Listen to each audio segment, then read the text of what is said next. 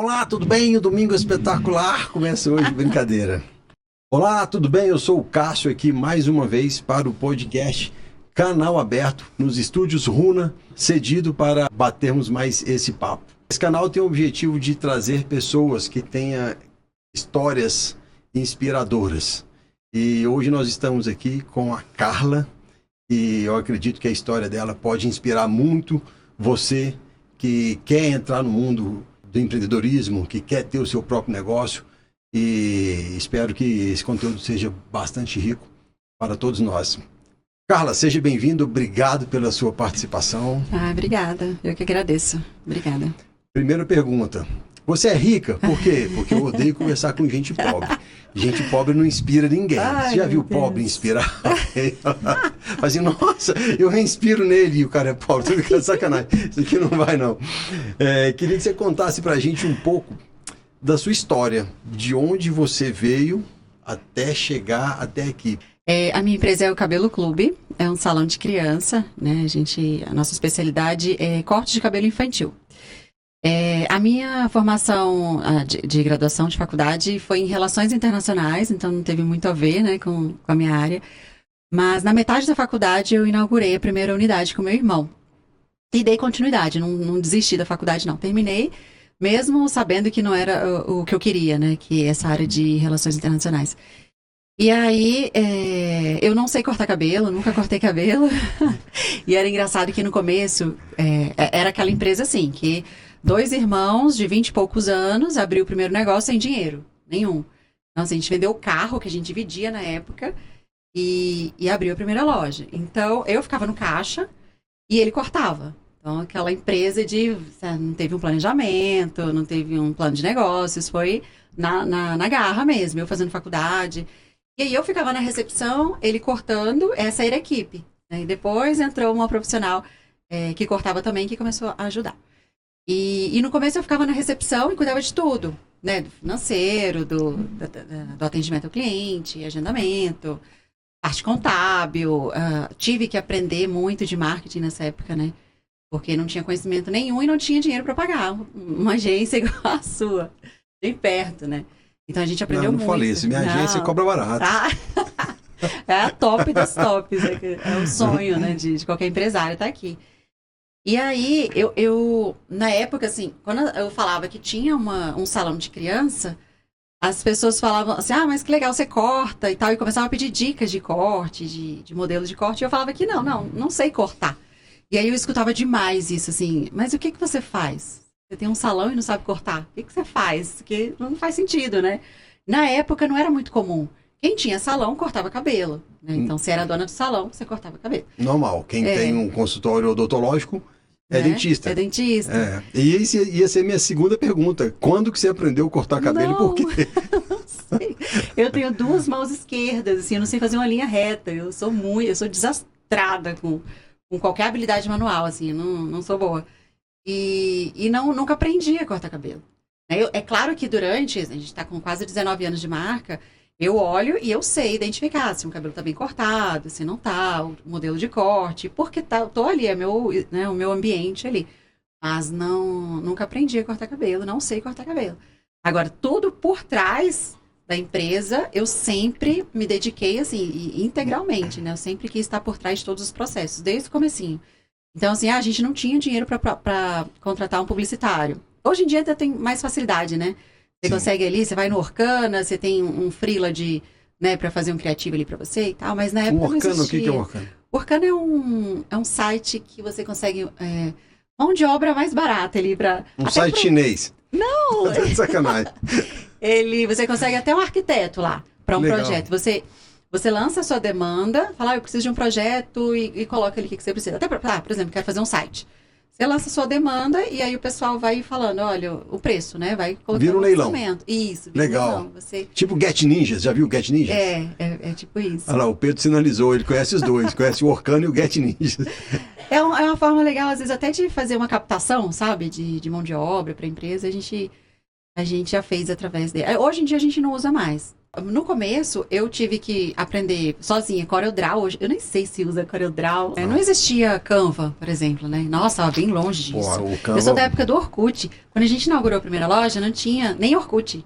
Aí depois veio o Orkut e nem falava em publicidade através desses meios de contato. O Orkut era só sacanagem, bobagem, né? E aí, na época, eu tive que aprender CorelDRAW, Illustrator. Eu aprendi tudo isso porque eu precisava fazer. Nessa fase, assim, a publicidade era folheto, né? Você pegou esse período. Eu ia perguntar isso também. Como que você divulgava a sua empresa recém-construída? Mas, assim, a gente focava muito nas escolas, sabe, Cássio? Ali não tinha marketing digital, não tinha Google Ads, não tinha nada disso, né?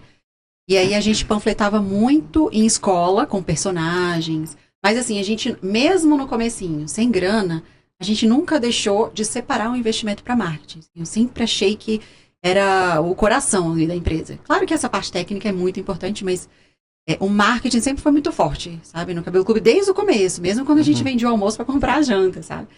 Então, assim, parcerias, desde o comecinho a gente investia, né, em parcerias com outras empresas. Então, eu era daquela que saía de porta em porta nos comerciantes ali do Sudoeste e tomava um monte de não, assim, sabe? Os comerciantes, às vezes, metido, de não querer nem falar contigo. Eu saía triste. Eu fazia revistinha, na época.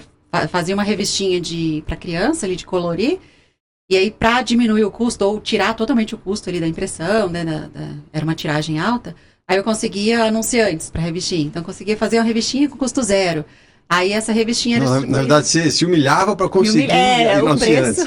Eu já passei por humilhações para mídia impressa também. O preço era minha humilhação ali na porta, recebendo um monte de não. Às vezes, empresário que não queria nem falar comigo.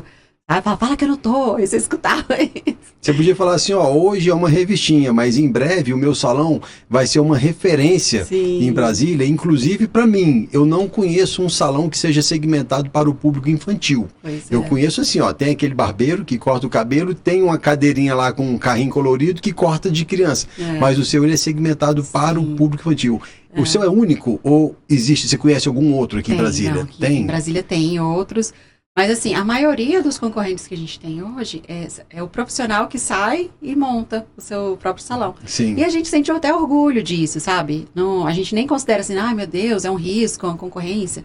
Eu fico bem feliz. Assim, eu tô mais feliz hoje porque a gente tá numa tendência de fazer com que o profissional, ao invés de montar o dele, pegue uma franquia nossa. Então, assim, pra mim é bem mais gratificante, né? Claro. O profissional, ao invés de sair e montar com a sua marca, virar um franqueado.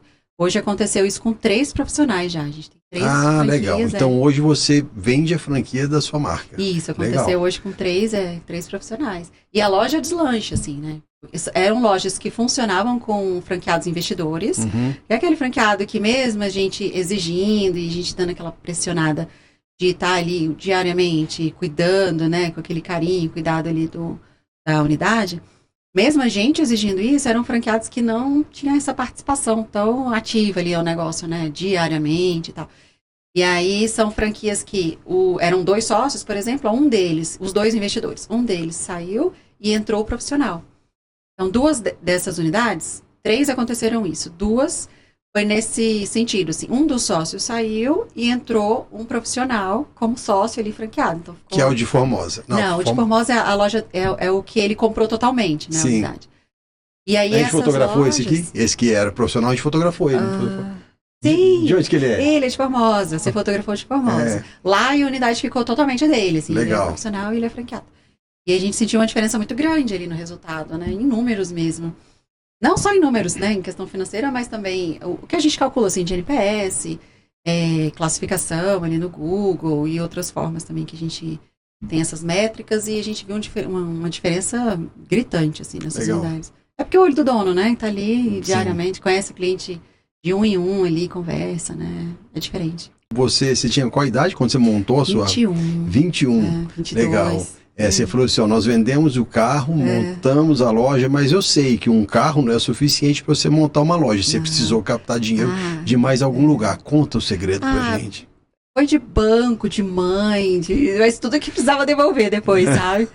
Mas sabe que, Cássia, a gente não foi muito mais do que o carro, porque na época você conseguia. Assim, mas foi aquele negócio. O meu irmão entrou E começou a pintar junto com um pintor, sabe? A gente não chegava e pagava uma faxineira, eu ia lá, limpava. Então, assim, a gente foi reduzindo o custo e em tudo, estrutura, a gente reduziu tudo que a gente podia para inaugurar, assim, era um sonho que a gente tinha, sem capital. O meu irmão, na época, ele tinha uma barbearia, né, no Sudoeste também. E aí, eu é que não tinha nada, ele ainda tinha alguma coisa. Eu era quebrado, estudante, fiquei sem carro. E aí, ele ainda tinha alguma coisinha ali, mas não precisava. Hoje em dia, a gente sabe que um carro, né, a não ser que esse carro custe aí uns 150, 200 mil. Não, mas um carro de época... 200 mil hoje em dia é um Fiorino. Na época, 200 mil você comprava a Ferrari, hoje você compra o Fiorino. E mesmo assim, nessa época, no Sudoeste, você precisava pagar luva para conseguir uma loja. Sim. Hoje você ainda consegue sem luva. Não, para pagar a luva para conseguir uma loja é quando já é uma loja pronta já. Não, você acredita que era tão difícil na época conseguir um ponto no Sudoeste que você pagava para ele te liberar o ponto. Mesmo que não era do seu segmento ali, não era do seu negócio, mas existia essa negociação na época, porque não tinha loja. Não tinha loja e não tinha muita gente interessada em empreender também. Na verdade... tipo assim, aí quem aluga, quem tem o espaço, implementa as regras que querem, né? Isso, E aí na época a gente pagou ainda, acho que foi uns 15 mil para conseguir alugar, ter o direito de alugar igual shopping, né? Na época era assim. Hoje em dia não se vê mais fácil de mas luva. é porque o comércio não é igual era antigamente, né? 8 anos atrás. Você vê que hoje a gente nunca conseguiu loja na Asa Sul. Tinha muita gente querendo, muitos candidatos querendo inaugurar na Asa Sul, na época era inviável. Não tinha loja, a luva era muito cara, muito alta. E aí hoje você dá uma volta ali na Asa Sul, você acha um monte de loja, né? Disponível para locação. Então, assim, mudou muito o comércio, não é mais como antigamente, não. Eu perguntei sobre o capital inicial para fazer a construção da empresa, porque uma vez eu estava no meu Instagram explicando como que a gente montou a Regal e tal.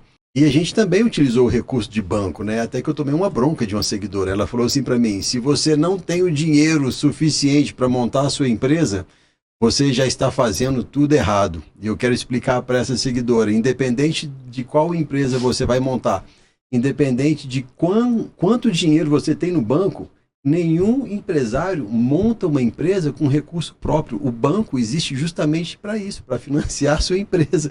E eu peguei e tentei responder dessa forma para ela, mas eu fiquei com a bronca aí. Ou seja, quem pega... Me magoou, porque tá lembrando até agora. Eu sou rancoroso, viu? E esse corte vai para você, que me deu a bronca. Pode utilizar o banco para poder financiar seu empreendimento. Hoje eu quando outros empresários ou quem está começando me pede alguma dica, assim, eu falo, não faça, né? Porque hoje eu tenho conhecimento que você precisa fazer um plano de negócios, né? Você vai pegar um capital do banco, você tem que calcular ali, né? Tem um risco envolvido. Mesmo franquia, não é 100% certeza de que vai dar certo. Existe um risco. Diminui o risco, claro, por ser franquia, mas existe o risco.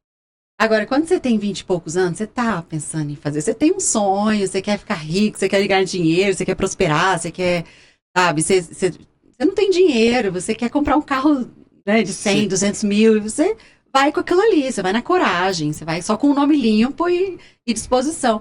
Então, assim, você não pode fazer por não ter o dinheiro, mas tem uma questão aí que não é, né, que não é só financeiro, que a gente esquece, acho que é bem típico do brasileiro, né?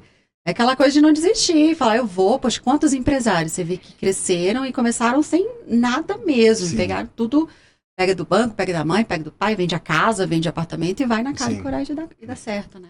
Não influencie ninguém nesse sentido, assim, porque pode dar errado, deu certo pra mim.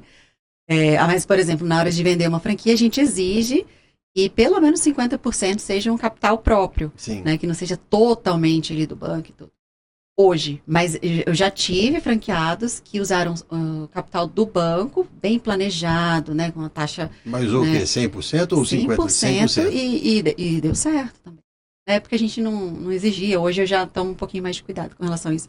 Eu acho que até por causa da pandemia deixou a gente um pouco mais medroso, né? Quem não tinha capital de giro ali para segurar, acabou quebrando. Qual foi a sua dor na pandemia?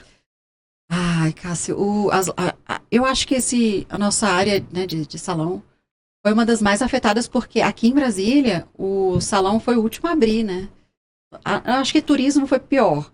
Mas o salão, depois não sei se você lembra, todo mundo abriu e o salão ficou fechado. Não lembro. O salão fica... E a gente ficava, gente, não é possível. O salão também trata de cuidado pessoal, de higiene, né, de certa forma, e eles não não deixaram a gente abrir. Então, a gente ficou, acho que uns 4 meses parado, né? Sem renda. Você imagina, lojas pagando aluguel. Eu não tive nenhum dono de loja que deu uma flexibilizada ali no valor da locação. Nenhum franqueado teve desconto. O que foi mais bonzinho com a gente é estender um pouquinho ali o prazo na hora de pagar, né, o aluguel. Então, assim, a sorte desse segmento é que os profissionais, eles são comissionados, 100% comissionados. E eu acho que se não fosse isso, seria até, né? Então, os profissionais nesse momento aí, eles... Não foi tão ruim para eles, porque eles foram para o domiciliar. Então, assim, eles seguraram. E a gente Mas eles atendiam domiciliar pela Cabelo Clube, não? Não, eles atendiam por conta própria. Depois a gente até tentou entrar com domiciliar por um tempo, mas ficou bem difícil, acabou desistindo. Eles conseguiram fazer. E assim, a primeira coisa que aconteceu, quando entrou a pandemia, eu nem estava aqui em Brasília, eu entrei em contato com cada um, né, depois que fechou as unidades, e perguntei quanto que você precisa para segurar. Eu fui bem otimista, achei que a gente fosse ficar fechado ali um mês. Então, assim, entrei em contato porque eu tenho essa preocupação, né? São pais e mães de família que dependem daquele negócio e a gente sabe que eles não guardam, né, dinheiro. Eles ganham, gastam. E aí a gente fez um adiantamento para todo mundo. Alguns não voltaram, alguns não retornaram, mas a maioria retornou e depois pagou esse adiantamento que a gente fez. Esses que não retornaram porque desistiu da vida ou porque conseguiram algum... não, gostou. Alguns gostaram do domiciliar e continuaram. Continuou, legal. Mas assim, depois de um tempo acabou o domiciliar também. Aí até essas pessoas que deram continuidade ao domiciliar, saíram do Cabelo Clube e depois de uns 4, 5, às vezes, alguns até 6 meses, pediram a vaga de volta e voltaram. Porque eu acho que a pessoa não é confortável, né, receber ali uma pessoa dentro de casa, enche de cabelo a casa toda. Então, sim. Não deu muito certo, não. Por um período funcionou. Acho que enquanto o pessoal estava com medo ainda de sair de casa, né? E depois voltou ao atendimento normal. Mas o movimento, ele está retornando ainda. Ele não é como era antes da pandemia. O mercado mudou muito. Eu acho que retornar para o jeito que era antes da pandemia, eu acho que nada mais volta. É verdade. A gente entrou com e-commerce também, para venda da linha de acessórios, óculos e cosméticos. Que força também a gente a sair de uma zona de conforto, né? Obriga Sim. a gente a pensar em outras possibilidades. Na época a gente ensinou até as mães a cortarem o cabelo do filho. Gerou até conteúdo para um jornal. O jornal postou uma mídia, né? Porque tinha umas mães desesperadas querendo tirar o cabelinho do olho, assim, só para a criança enxergar, porque estava incomodando. E elas não tinham onde tirar, tudo fechado, imagina. E elas queriam pegar a tesoura e cortar. Aí a gente fazia um meet, uma reunião com elas pelo meet. O profissional fazia com ela e falava, olha, você penteia, ela penteava, molha, agora você pega o pente, pega a tesoura, posiciona aqui, corta. E a gente cortou uns cabelos assim, sabe? Pô, deu mole, hein? Deu mole. Já que não podia vender serviço, podia ter vendido curso. Depois, você não falou comigo? Pois é. Aí depois a gente fez o infoproduto. Aí rolou depois. Só que é voltado só para os profissionais das franquias. Né? Tá. Não pro ainda não. Eu vou fechar uma parceria aí contigo. Bora fazer um curso de como cortar cabelo do seu filhinho, que eu acho que a Júlia vai ser a primeira a comprar, que ela tá ensaiando até hoje. Quando levar a Lívia... Não levou não. Ai, caramba. E a Lívia já tá com o cabelo de doido já. Ela já acorda, ela fica assim, ó. Cabelo de doido. Ai, meu Deus. Mas é menina, né? Que se fosse menino, você tava querendo só tirar do olho. Igual os meus. Né? Eu lembro no início da pandemia, a Regal, né? Era em Águas Claras também. E o que você falou, que você não teve nenhum... dono de imóvel ali que aliviou o aluguel, que achou o nosso também não. A gente já começava o mês devendo 12 mil, que era o aluguel que a gente pagava. Aí eu falei direto com o dono, eu falei assim, a nossa empresa é de eventos. Eventos não está existindo. Você acha que a gente vai conseguir honrar esse seu aluguel até quando? Bora fazer uma proposta de 50%. Eu falei com ele, falou assim, não tira um centavo. Nossa. Eu já estava um mês rodando ali, operando com um contrato de locação vencido. Então eu só entreguei a chave e falei assim, então... foi nessa época que você mudou? Foi, eu falei assim, então em 10 dias não estou mais aqui. A gente mudou de lá sem saber para onde ir, não tinha local para ir. Conseguimos um outro local lá no The Union, enfim, a gente conseguiu continuar a nossa operação. E o lado bom, um negócio legal que o governo fez na época foi empresários, a gente tinha uma ilha de edição com 12 editores trabalhando ali dentro, tudo CLT. O governo falou assim, não demitam os seus colaboradores, a gente vai pagar 80% do salário deles para eles ficarem em casa. Só que quando terminar a pandemia, vocês têm que garantir que vocês vão continuar com o emprego deles aí por mais 6 meses. Porra, foi lindo. Porque imagina só, se não tivesse tomado essa medida, Nossa, a gente seria mais uma empresa que não teria dado conta e fechado as portas também. E no seu caso, existe essa possibilidade de você migrar ali com uma certa facilidade. Apesar de existir um investimento ali também na estrutura, né? Mas no nosso caso, não, a gente fica refém do dono da. Você fica refém do local. Não tem. Imagina eu trocar um ponto. Agora, Araucárias, eu tô ali mais de 10 anos. Eu lembro quando eu mudei, não. Aliás, eu não conheço aquela esquina ali da Araucárias sem o Cabelo Clube. Pois é. Então, pra gente, a gente nunca trocou ponto. Até hoje, em 8 anos. Assim, eu sou aquela que puxa saco do dono do imóvel, da imobiliária. Eu nunca briguei com nenhum deles. Porque não existe, né, pra comércio, assim, né, varejista, pra trocar ponto. Não dá. Uma pergunta que eu faço para todo mundo que eu converso. Responder com muita sinceridade. Você compra Bitcoin? Não. Eu vou comprar o seu curso. Eu quero que você compre Bitcoin, quero que você compre meu curso. Eu quero aprender, né, a investir. Tá bom, então tudo bem. O seu curso não é disso. Ensina. Eu queria muito aprender. Então, agora, uma outra pergunta mais íntima. Aonde você está conseguindo acumular o seu capital? Onde que poupança? Não tô nesse nível. Cássio, eu tenho investimento, assim, esses investimentos que você...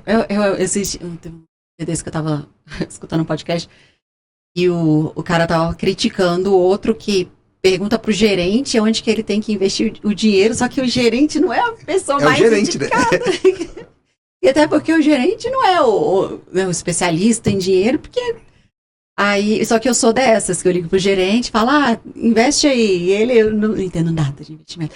Só que assim, como eu tenho, o Cabelo Clube tem várias possibilidades ali também dentro, uma linha de cosméticos, uma linha de acessórios e a própria franqueadora, eu sou muito resistente a investir em outros, né, apesar de achar errado. Você não pode colocar os ovos ali na mesma cesta, mas às vezes eu tenho capital, falo, ai meu Deus, eu invisto aqui ou invisto na minha marca.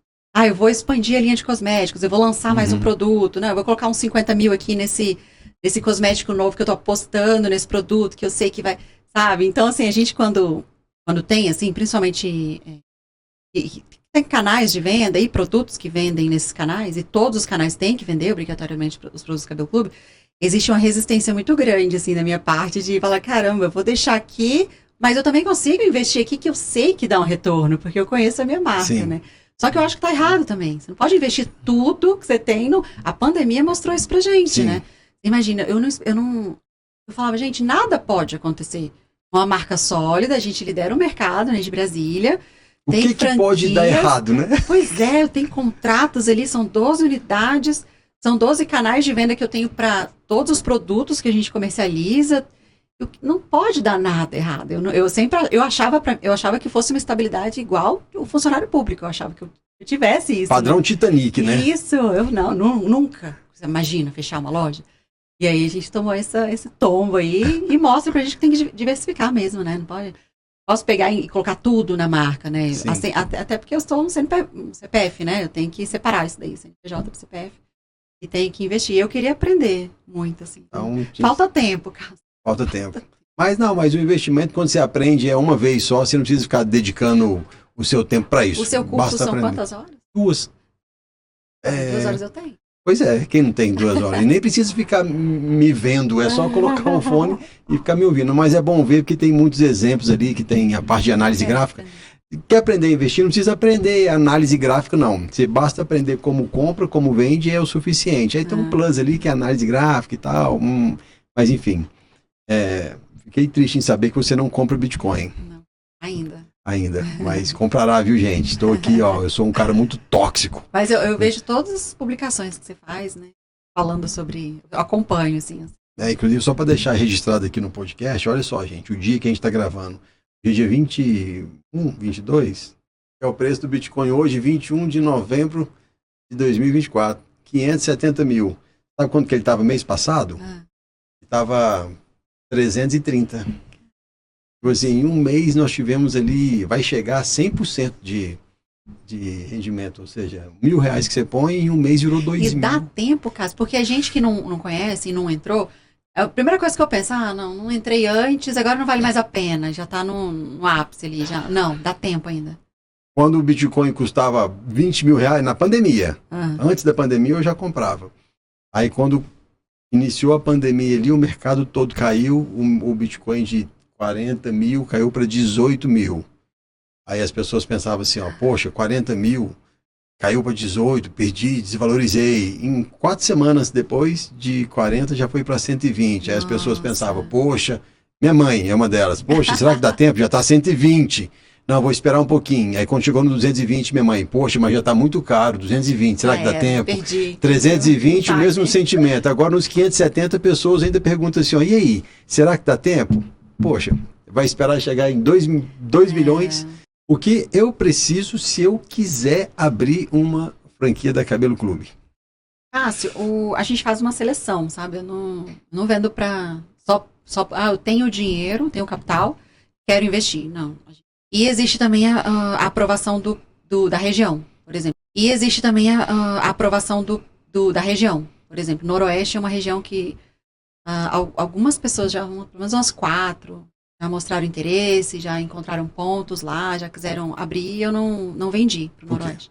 Eu não acredito muito ainda no espaço. A gente faz um estudo ali do mercado também, principalmente comparando com as unidades que a gente tem. Então, a gente tem muita informação, né, irmão? São quase 19 anos de loja, então a gente consegue fazer um estudo bem detalhado, né, até pela estatística ali.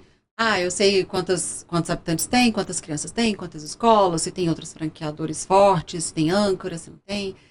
E aí, quando a gente faz um estudo assim bem detalhado da região, eu não acredito ainda. Eu não gosto de vender uma franquia que existe a possibilidade de fechar, ou do franqueado ficar insatisfeito, falar, poxa, eu estou fazendo aporte aqui há 1 ano, 2, 3 e não tive um retorno, não cheguei ainda, né, no payback. Eu não gosto, sabe? O Sudoeste você considera ainda uma cidade dormitório. A galera vai para dormir. O Noroeste. É igual Águas Claras há 5 anos atrás. Há 5 anos atrás, quem olhava para Águas Claras, o empreendedor falava, não, é uma cidade dormitório, nada funciona aqui. Hoje é uma cidade autônoma, não precisa, quem mora ali não precisa de mais nada. Tem até creche pública. Sim, E assim, lá... Um abraço, Kleber, do DF Águas Claras. O cara é o dono de Águas Claras, o Kleber. Conhece o Kleber, né? Não, do DF Águas Claras, do Instagram? Eu conheço o DF Águas Claras. Sei quem é. Então, ele é o dono de Águas Claras. Nada funciona em Águas Claras se não passar pelo DF Águas Claras. Viu? Então, assim, o que impede é essa questão da região, né, que precisa ser aprovado. Não só o ponto comercial, que a gente também precisa de aprovação, mas a região.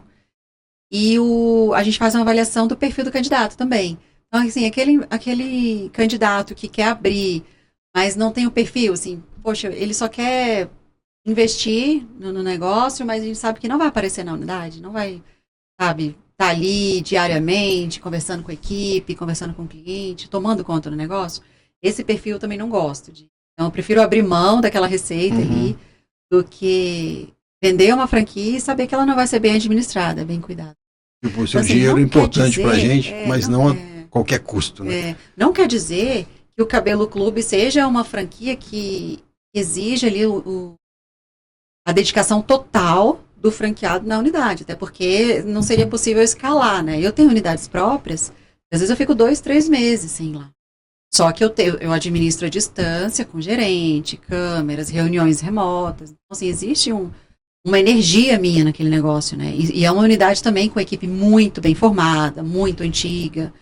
E aí eu conquisto, né, esse direito de que eu não preciso estar lá, né, em loco, né, na unidade.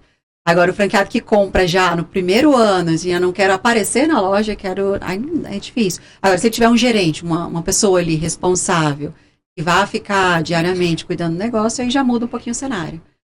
Então, assim, eu fujo um pouquinho daquele franqueado que é muito voltado para investidor que não gosta. Porque tem gente que fala, eu quero abrir uma franquia, mas olha, eu não gosto de comércio, eu não gosto de lidar com o público. Não gosto de conversar com pessoas.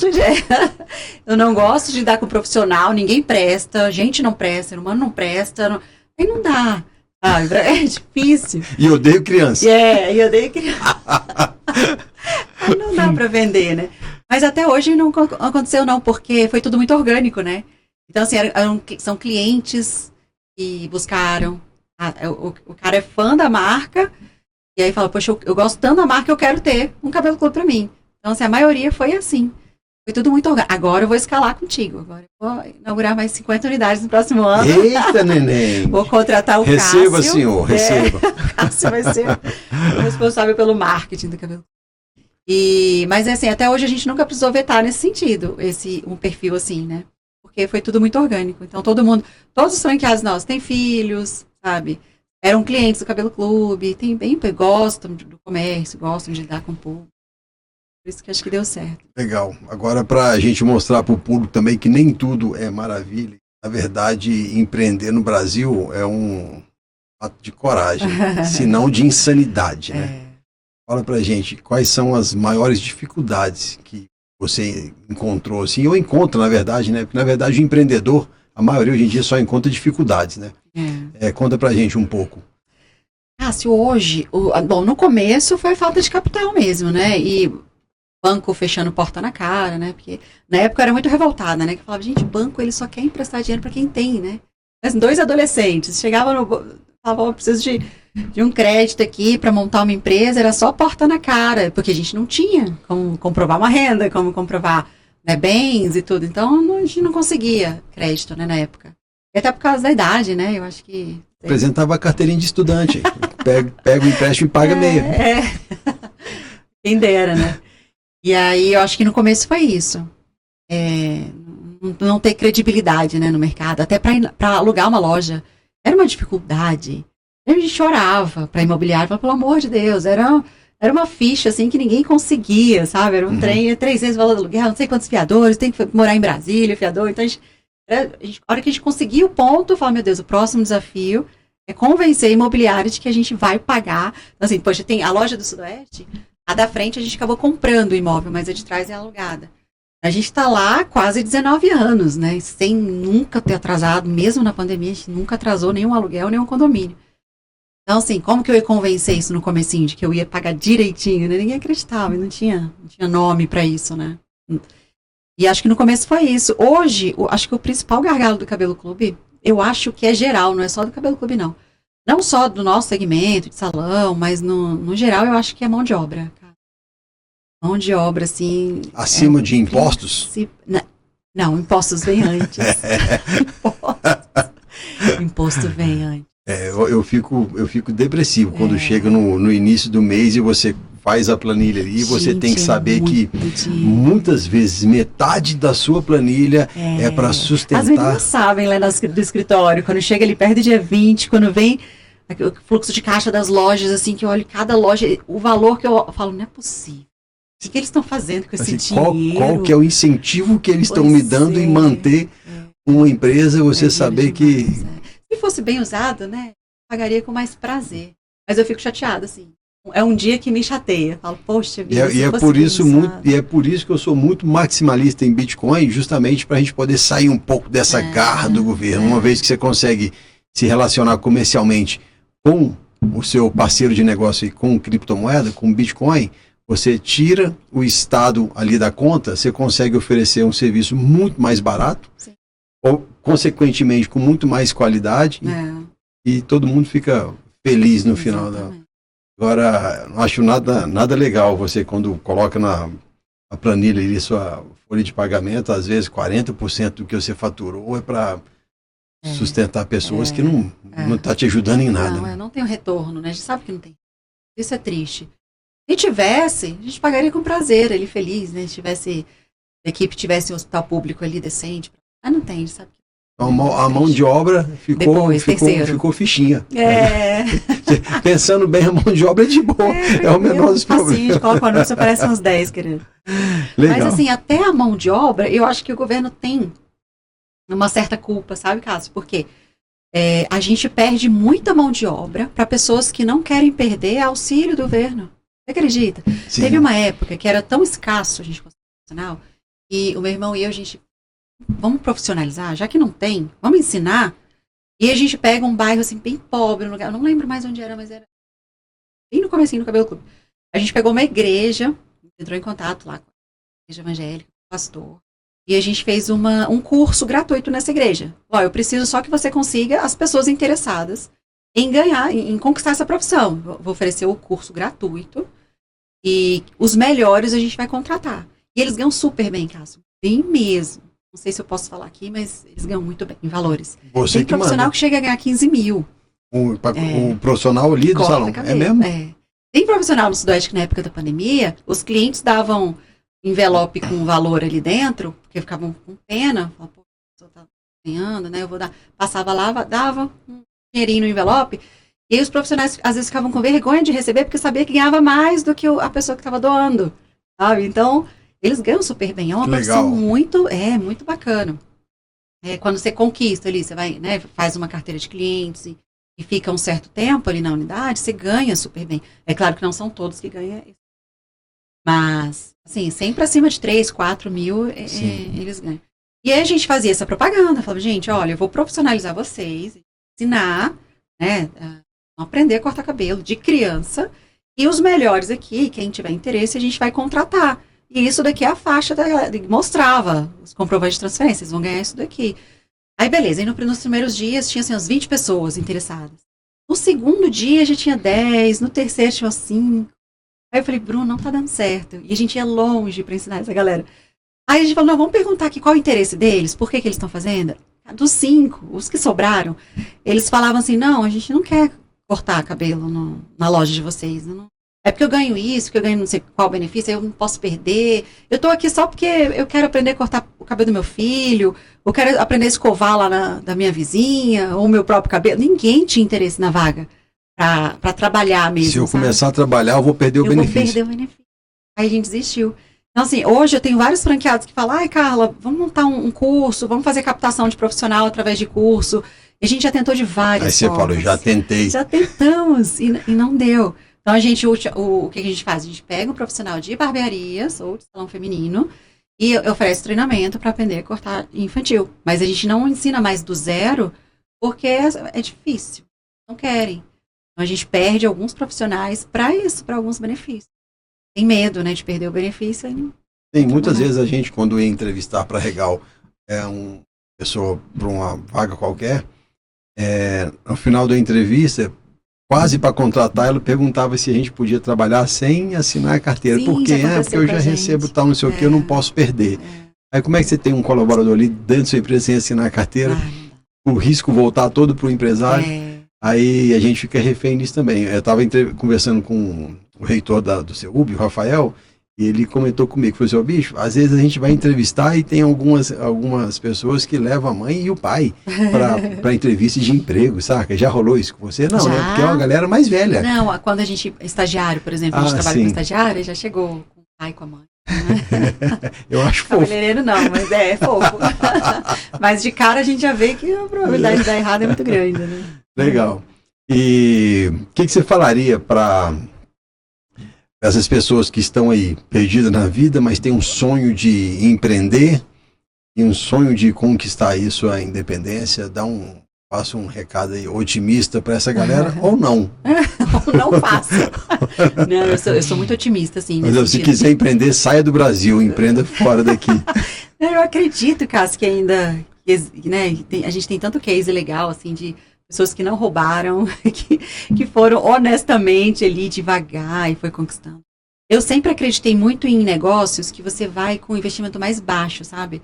Desde o comecinho. Hoje a gente tem uma estrutura maior, a gente tem um arquiteto por trás que faz o projeto das unidades, que deixa tudo bonitinho. Mas no começo, a primeira unidade foi otimizando recursos, sabe? Com o custo mais baixo possível para a gente conseguir o retorno de investimento mais rápido possível. Então, assim, eu sempre dou de dica, assim, vai devagar. Assim, não, eu vou pegar ali $500 mil no banco e vou... Não, devagar. Sempre gostei dessa ideia de ir devagar, com investimento baixo, e melhorando aos poucos ali, tanto a estrutura quanto os processos. E, assim, eu acho que um diferencial que eu vejo, assim, da minha época, quando eu abri a primeira unidade, é a vontade de estudar. Eu vejo pessoas querendo empreender, querendo o próprio negócio, e montam, e, assim, abre a porta, fica parado esperando o cliente, assim. Eu lembro que na época, quando eu abri o clube lá no Sudoeste, eu não conhecia nenhum vizinho, eu era super antissocial. A não ser quando eu saía para tentar captar a gente para me revistir. A vizinhança era antissocial, você fala? Eu era. Ah, você? Sim, aí quando se tinha um lojista de alguma roupa infantil, por exemplo, aí não, eu ia lá para tentar uma parceria. Agora, com o restante, não, porque eu não ficava, assim, os comerciantes na época, eles ficavam nas calçadas. Tinha uma moça na época que ela colocava uma cadeira de praia na porta da loja dela e ficava descansando, esperando o cliente. E aí esse eu acho que sempre foi o meu diferencial, assim. Eu entrava, dava bom dia para quem estava por ali na calçada, mas eu entrava e estudava. Assim, o cliente não tá na loja, eu estava estudando que nem uma doida. E não tinha, como tem hoje, né? Tanta informação, tanto curso gratuito e tal. Então, na época, era o que eu conseguia, assim. Eu ia muito para IBMEC, UNB, esses cursos gratuitos de extensão. Qualquer área que estivesse pertinho da minha ali, por exemplo, contábil, administrativa, até jurídica, assim, eu estava lá tentando, né, buscando conhecimento. Então, eu acho que, poxa, as pessoas abrem o negócio e ficam esperando o cliente chegar, sabe? E não estuda. Então, você tem que estudar para ser tudo, né? Qualquer profissão você tem que estudar para se especializar. E aí, eu acho que esse é um diferencial, assim, estudar muito. Enquanto seu cliente não está dentro da loja, você tem que aproveitar aquele negócio, né? E eu acho que isso foi bom para mim porque eu aprendi. Hoje eu não cuido mais do marketing. Só que eu sei o que é legal, o que não é, o que funciona, o que não funciona. Porque eu estudo até hoje, né? Eu não sou especialista em contabilidade. Tem um contador que administra tudo pra gente. Mas eu tenho conhecimento, né, na área e tudo. Então eu acho que é isso, né? Aquele comerciante que abre as portas e fica ali esperando o cliente chegar. E durante um cliente ou outro fica olhando pro teto ou conversando, confraternizando com os vizinhos, a probabilidade de fechar é muito grande. Tanto é que na época, da época que eu estava aberta lá no Sudoeste, acho que 2 lá. E continuam junto com a gente, sabe? Com a cadeirinha do lado de fora ou estudando do lado de dentro? Dentro da loja. Os outros não dão uma rotatividade impressionante lá. O empresário ele tem que ser mini especialista em todos os assuntos ali da empresa. Inclusive você falou, eu não corto o cabelo, mas eu tenho certeza que você entende um pouco de corte de cabelo. Porque é obrigado você saber. Hoje em dia, como é que você faz sua prospecção? O franqueado ou do... Você foca mais na prospecção do cliente para ir lá cortar o cabelo ou do franqueado? Os dois, cara. Os dois. No escritório a gente faz os dois. Tem a prospecção para expansão, né, do franquias, e tem através das campanhas, que são as campanhas sazonais, para fazer essa ponte ali do cliente com o franqueado. Legal. E até porque a gente tem unidades próprias também, né, que validam processos, que faz toda a validação de alguma novidade, de algum procedimento novo, um produto novo. A gente tem as unidades próprias. Então, no escritório hoje, a gente cuida das duas partes. Então é isso, gente. Conversamos aqui com Carla. Espero que esse bate-papo tenha inspirado vocês aí e que aprendam a lição. Se quiser empreender, não faça isso no Brasil. Tô brincando. Se quiser empreender, acredite no que você vai fazer e, principalmente, siga o conselho. Estude o que você vai fazer, para você não embarcar num barco furado aí, tá bom? Então, Carla, valeu demais por ter participado. Bate aqui, eu gosto sempre de pegar na mão das pessoas que participam aqui, porque às vezes a gente não consegue absorver um pouco pela conversa, mas por osmose a gente consegue, aí tem que tocar nas pessoas. Valeu. Obrigado. Cássio, obrigadão, eu sou fã do trabalho de você. Valeu. Oportunidade. Tá joia, valeu. E aí, quer falar? Bora bater um papo aqui. Bora falar.